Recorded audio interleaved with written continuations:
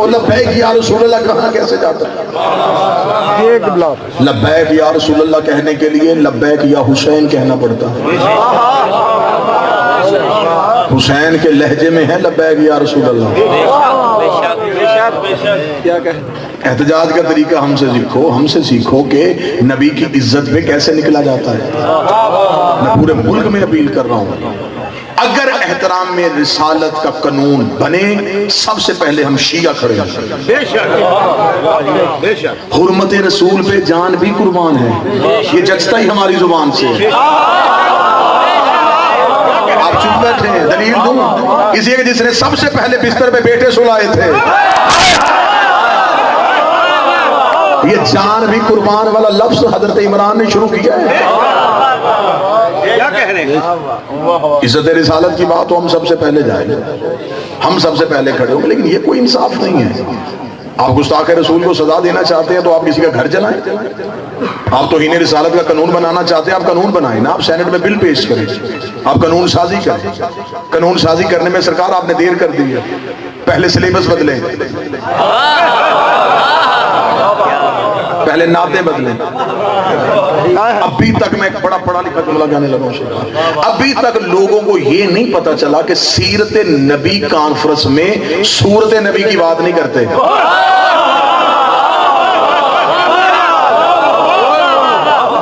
ابھی تک تو تم اسی بات پہ اٹکے ہوئے ہو، لوگوں کو بلاتے ہو سیرت نبی سنانے کے لیے۔ میں سورت نبی کا منکر نہیں، لیکن آپ نبی کی سیرت سنانے کے لیے لوگوں کو اکٹھا کرتے اور کہتے ہیں کملی والے کی زلفیں ایسی تھی، چہرہ ایسا تھا۔ ہم یہاں لفظ کہنے لگا ہوں، بڑا جچا تلا لفظ، نبی کے چہرے کی تعریف کرنا اس کی حمد ہے۔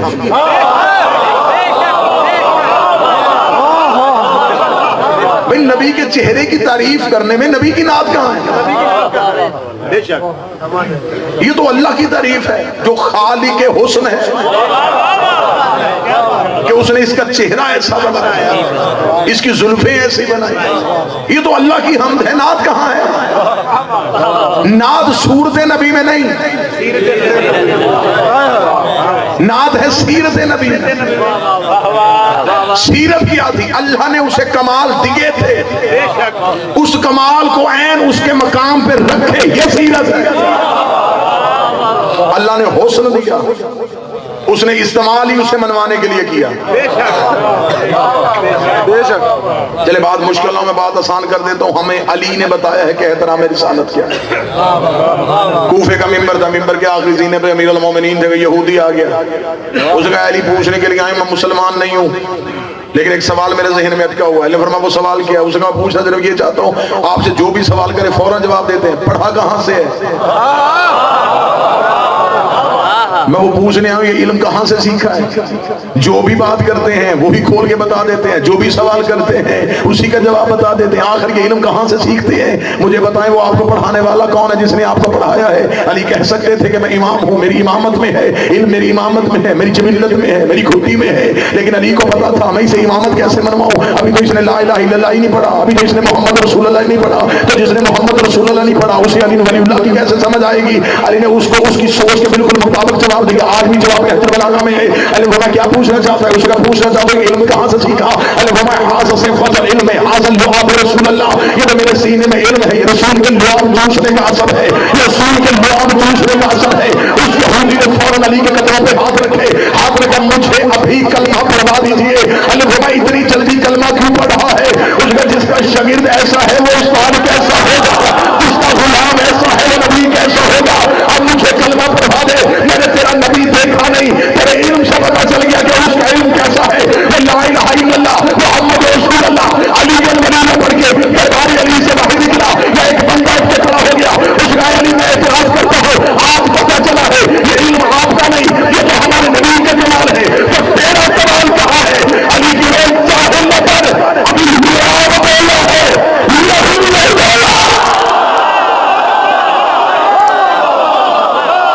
یہ لعاب پیغمبر ہے، میں خون پیغمبر لے۔ علی نے بتایا ہے کہ احترام رسالت کیا ہے۔ اتنا بڑا علی جس کے قدموں میں بیٹھ جائے، ہم نے کبھی بھی نبی کا میلاد فرش سے نہیں پڑھا، ہم نے تو عرش سے پڑھا۔ جہاں نبی تھا یہاں تو اترا تھا، مقام وہ ہے، گھر وہاں، کب سے ہے آپ کا تعلق زمانے سے، کہاں تھا معذرت، کہاں کا تعلق مکان سے ہے، نہ زمان تھا نہ مکان تھا۔ جس نے بہت بھی عقیدے کی چھلانگ ماری اس نے کہا کائنات میں اندھیرا تھا، میں اسے بھی نہیں مانتا، اندھیرا بھی مخلوق ہے۔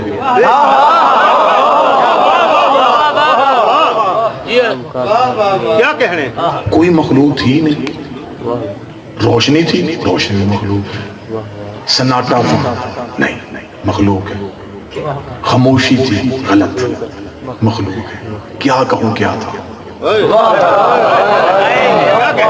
میری زبان جبریل کی طرح کام کے پیچھے رہ جاتی ہے۔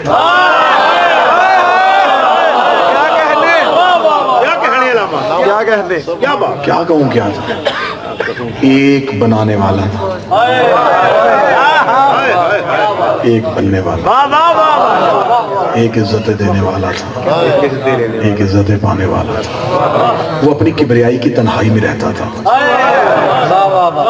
اس نے مشیت میں فیصلہ کیا کوئی تو ہو جو مجھے بھی پہچانے۔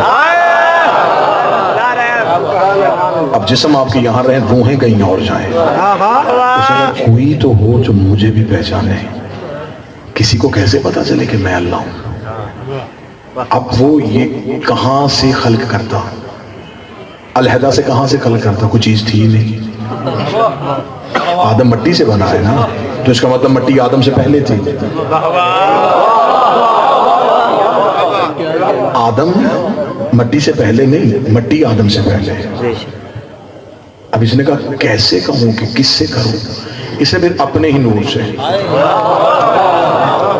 اپنے ہی نور کو علیحدہ کیا، اپنے ہی نور میں اپنی ہی پرچھائی دیکھی، اسے سجدے کا طریقہ دیا، یہ ساجد ہو گیا، وہ مسجود ہو گیا۔ اس کو عبادت کا ڈھنگ دیا، یہ عبد ہو گیا، وہ معبود ہو گیا۔ اس کو رزق علم دیا، یہ مرزوق ہو گیا، وہ رازق ہو گیا۔ جب اپنے کمالات اسے دیتا رہا، ایک ذات صرف اپنے پاس بچائی جو اللہ تھی۔ اب بے شک میں اکیلا بھی رہ جاؤں مجھے وارے میں، اپنے تمام کمالات کا مظہر اسے بنا دیا، اپنی ذات اپنے اندر چھپا لی کہ یہ بھی اگر اسے دے دی تو کیسے پتا چلے گا یہ ہے۔ ذات اپنے پاس رکھی، کمالات اسے دے دیے، کیونکہ اس کے پاس ارادہ تھا، وجود نہیں تھا۔ اس کے پاس وجود تھا، ارادہ نہیں تھا۔ اس نے اپنا ارادہ اس کے وجود میں ڈال دیا۔ اس نے کہا اب میرا ارادہ تیرے وجود میں ہے، اب بولے گا تو لہجہ میرا، راضی تو ہوگا رضا میری، ناراض تو ہوگا غضب میرا۔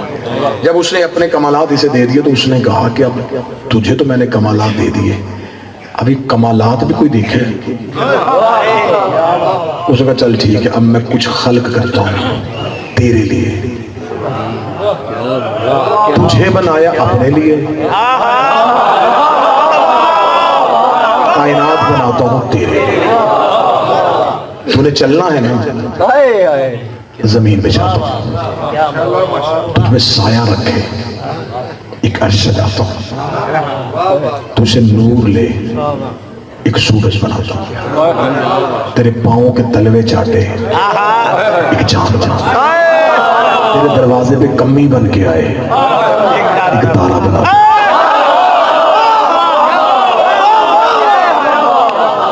آج بندے شیعہ سنی بچوں کو کھڑا کر کے پوچھتے ہیں او یہ جھنڈیاں لگاتے ہو، لائٹیں لگاتے ہو، اتنا خرچہ کرتے ہو، فضول خرچی، کہاں قرآن میں لکھا ہے؟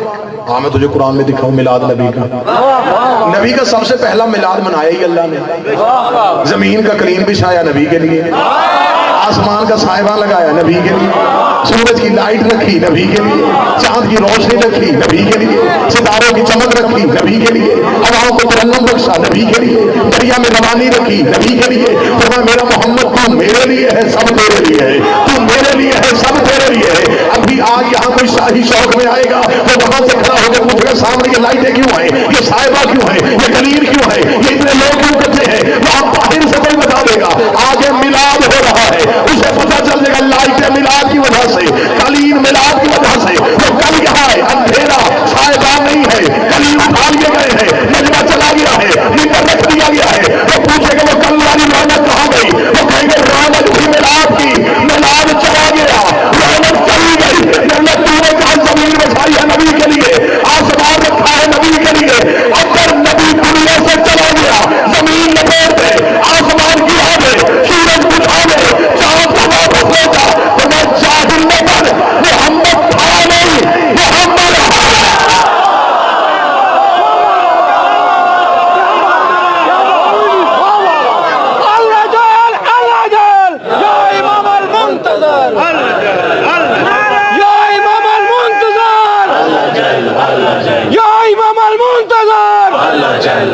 علی حق نعرہ حیدری.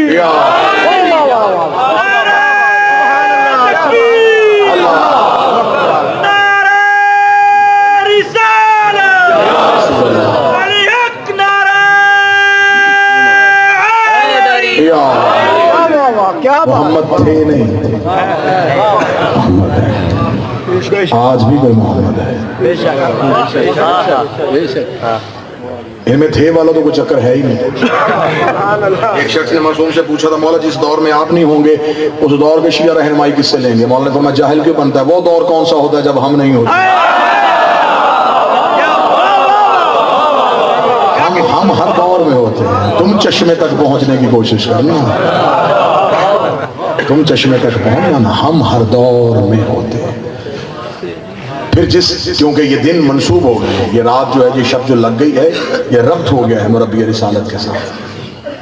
یہ ایام شروع ہو گئے ہیں، 26 ربیع الاول منسوب ہے سرکار حضرت عمران کے ساتھ. بے شک. تو میں غاصب بنوں گا اگر میں اس جملہ اس بادشاہ کی سیرت کروں. مربی رسالت، نگہبان پیغمبر، جملہ میرا نہیں، جملہ حماد اہل بیت شہید محسن نقوی کا ہے، انہی کا جملہ انہی کے نام سے کرتا ہوں. وہ کہتے ہیں جس کے بڑھاپے کے سائے میں اسلام کی یتیمی نے جوانی کے انداز سیکھے.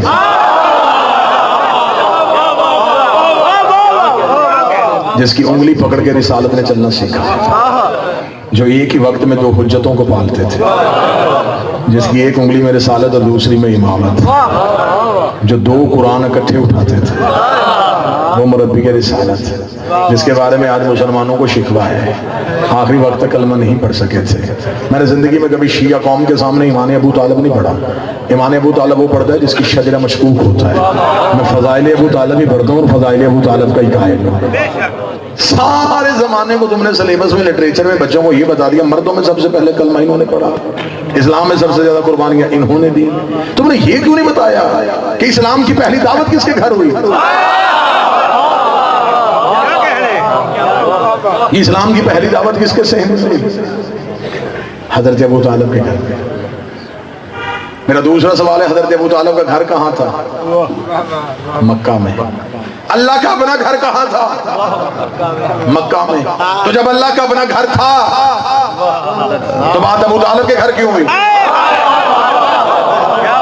نہیں آپ پیچھے رہ گئے، مجھے صدر یہیں پہ مکمل کرنی ہے. جب خدا کا اپنا گھر تھا بات ابو طالب کے گھر میں. چاہیے تھا اللہ کو، اللہ کی بات ہے اللہ کے گھر میں ہو جاتی. کہتے نہیں جی وہاں ہو نہیں سکتی. کیوں؟ وہاں بت رہتے تھے. پھر تو ڈوب کے نہیں مرتا. تجھے اتنی خبر ہے رحمان کے گھر بت تھے، عمران کے گھر بت نہیں تھے. اسلام کی پہلی دعوت کی، اور یہ پہلی دعوت ہی اسلام کا اساس، اسلام کی بنیاد، اسلام کی پہلی اینٹ ابو طالب کے گھر میں رکھی ہے. کیسی سجائی حضرت ابو طالب نے کہ ابھی یہ ابن خلدون سے لے کے ڈاکٹر طاہر القادری تک جتنے سیرت نگار ہے جنہوں نے سیرت لکھی ہے، ڈاکٹر طاہر القادری صاحب نے کتاب مومن قریش کے نام سے شائع کی، کتاب چاہ حضرت ابو طالب کے عنوان سے۔ 5 سال ظاہری طور پہ عمر تھی ابھی رسالت مآب کی، بور تو نہیں ہو رہا، سیرت کی جھلک صرف آپ کو، رسالت مآب کی ابھی ظاہری طور پہ عمر 5 سال، مکے میں قحط پڑ گیا۔ یہ بات یہ ذہن میں رکھ کے سننی ہے کہ ابھی اسلام نہیں آیا، ابھی لا الہ الا اللہ کا نعرہ لگا ہی نہیں، ابھی لوگوں کو پتہ ہی نہیں کہ کوئی اللہ ہے، لوگوں کو پتہ ہی نہیں کوئی رسول ہے۔ نبی کی ظاہری عمر ابھی 5 سال، مکے میں قحط پڑ گیا، خشک سالی ہو گئی، لوگ بھوک سے پریشان ہو گئے۔ مکے کے سرداروں نے ایک ہنگامی میٹنگ کا اہتمام کیا، اس میں یہ فیصلہ ہوا کہ ایسے کرتے ہیں کہ بارش کے نزول کے لیے اپنے اپنے بت اکٹھے کرتے ہیں، مکہ کے باہر وادی میں اپنے اپنے بتوں کو اکٹھا بٹھاتے ہیں، وہاں اپنے اپنے بتوں کے سامنے اجتماعی طور پہ ایک عبادت کا انعقاد کرتے ہیں اور اجتماعی طور پہ ان سے دعا مانگتے ہیں تاکہ اجتماعی طور پہ عبادت کریں، کسی نہ کسی بت کی وجہ سے بارش ہو جائے، کیونکہ یہ عربوں کا کلچر تھا، یہ کسی دوسرے کا بت بھی نہیں پوجتے تھے۔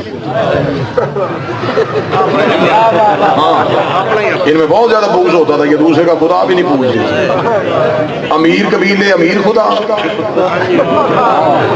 غریب قبیلے مسکین خدا۔ میں اپنے شہر کے باریک ترین مجمع میں یہ بات بھی میں سمجھاؤں کہ غریب خدا کیسا ہوتا تھا اور امیر خدا کیسا ہوتا۔ امیر کے ہوتے تھے ہاتھ میں سونے کے کنگن، غریب ہوتا تھا آٹے کا بنا ہوا، امیر کو امیر چڑھاوے، غریب دال دلیے تو بھی راضی ہوتا۔ یہ ان کا کانسیپٹ تھا خداؤں کو پوجنے کا۔ میں ٹھیک ہے، یہ عرب کا مزاج تھا، یہ خدا دوسرے کا نہیں پوجتے تھے، ہر قبیلہ اپنا علیحدہ خدا رکھتا تھا۔ جب ان کی ہنگامی میٹنگ ہوئی تو ان کے سرداروں نے کہا کہ یار ہم تو اپنے اپنے خدا لے آئیں گے، ہاشمیوں کا خدا کون؟ ان ہاشمیوں نے آج تک نہیں ہمیں بتایا کہ کس خدا کی پوجا کرتے ہیں، تو ان سے جا کے کون بات کرے گا؟ پھر ان میں سے 7 سردار چنے گئے کہ تم جاؤ ان کے گھر۔ وہ ساتھوں آئے، دروازے پہ دستک دی، اندر سے حضرت عمران ہے، مکالمہ سننا اور دل کو تسلی ہو گئی۔ انہوں نے حضرت ابو طالب سے کہا جی وہ ہم نے آج ایک میٹنگ کی تھی تو اس میں یہ فیصلہ ہوا کہ کل ہم نے اپنے اپنے خدا لے کے مکے کے باہر وادی میں آنا۔ تو حضرت ابو طالب نے کہا کیوں، کیا کرنے لگے؟ انہوں نے کہا جی وہ اجتماعی عبادت کرنے لگے ہیں بارش کے لیے۔ اچھا تو بارش کیوں چاہیے؟ وہ جی بھوک پڑ گئی ہے، خشک سالی ہو گئی ہے، لوگ بھوک سے مر رہے ہیں۔ فرمایا اچھا اچھا یہ سارا روٹی کے لیے کر رہے ہو، اگر کھانے کا پرابلم ہے تو ہمارے دسترخوان سے لے جایا کرو۔ یہ جملے ہیں کتاب میں۔ حضرت ابو طالب نے کہا ہم نے کبھی اپنا دسترخوان بند نہیں کیا۔ جتنے نوجوان بیٹھے ہیں، یہ جناب ہاشم کا نام ہاشم ہے، عربوں میں سب سے مہنگی ڈش کو ہوشم کہتے تھے۔ ہوشم کہتے تھے اونٹ کے شوربے میں بھگوئی ہوئی روٹی۔ اب اونٹ کا شوربہ اسی نے پکانا جس نے اونٹ ذبح کرنا تھا، تو آج بھی اونٹ ذبح کرنا مہنگی ترین قربانی ہے۔ 3 گلیاں کٹھی ہو جاتی ہیں جہاں اونٹ ذبح ہونا ہو۔ میں ٹھیک کہہ رہا ہوں یہ غلط؟ اس دور میں بھی اونٹ کی قربانی ایسی تھی، تو اب جس کے گھر میں اونٹ قربان ہوگا اسی کے گھر میں اونٹ کا گوشت ہوگا، اسی کے گھر میں اونٹ کا شوربہ، اور جو روز شوربہ بھگو کے روٹی کھلاتا تھا اسے ہاشم کہتے تھے۔ دسترخوان لگتا تھا ہوشم کا، نام مشہور ہو گیا ہاشم ہاشم ہاشم۔ حضرت ابو طالب نے کہا ہمارے دسترخوان سے آگے کھانا لے جانا۔ انہوں نے کہا نہیں، بات کھانے کی نہیں ہے، کب تک آپ کے گھر سے لیتے رہیں گے؟ یہ مذاہب فیصلہ آباد میں پڑھنا، کب تک آپ کے گھر سے لیں گے؟ حضرت ابو طالب نے کہا پھر کیا چاہتے ہیں؟ انہوں نے کہا جی ہم چاہتے ہیں کہ آپ کی آفر جو ہے وہ سر آنکھوں پہ، کل خدا لے کے کل اپنا اللہ لے کے آئیں۔ حضرت ابو طالب کہا ٹھیک ہے کل ہم آ جائیں گے۔ آپ آئیں گے؟ ہاں آؤں گا، خدا لے کے آنا ہے۔ حضرت ابو طالب کہا ہاں تو میں آؤں گا نا۔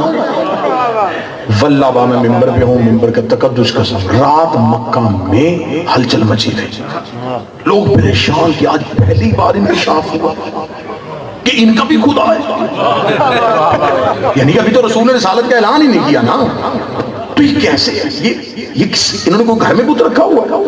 اگلے دن انہوں نے اپنے اپنے بت سجائے بیٹھ کے، اب بتوں کی پرواہ ہی کوئی نہیں، نزل ابو طالب ایک دوسرے سے پوچھنے آئے کہ نہیں، آئے کہ نہیں، آئے کہ نہیں۔ میں مثال دے دوں، مثال سمجھ آؤ گے، جیسے خیبر میں بندے علی ڈھونڈ رہے ہیں، آج مکے کے سردار اب علی کا باپ ڈھونڈ رہے ہیں، ابو طالب گھر سے نکلے کہ نہیں نکلے؟ ایک نے کہا وہ دروازہ کھل رہا ہے، دروازہ کھل گیا، آ گئے بھائی، باہر نکل آئے، جلدی سے سردار اٹھ کے کھڑے ہو گئے، پنجوں کے بل کھڑے ہوئے، دیکھیں ابو طالب کے پاس بت کون سا ہے، رکھ میرے سر پہ قرآن، مجھے شہر والے نبی کی عزت کی قسم ہے۔ ابو طالب مکہ کے بازار میں، ابو طالب کے ہاتھ میں بت کوئی نہیں تھا، ابو طالب کے کانٹے میں 5 سال کا نبی بیٹھا ہوا تھا، کانٹے میں 5 سال کے پیغمبر کو بٹھا کے حضرت ابو طالب مکہ کی گلیوں سے ایسے ٹہل کے گزر رہے تھے۔ آج ابو طالب کو چلنے کا انداز ہی بڑا اچھا تھا، آج ابو طالب روڈ سے چل رہے تھے، مکہ کی گلیوں سے چلتے ہوئے اس وادی کے قریب سے گزرتے ہوئے طریق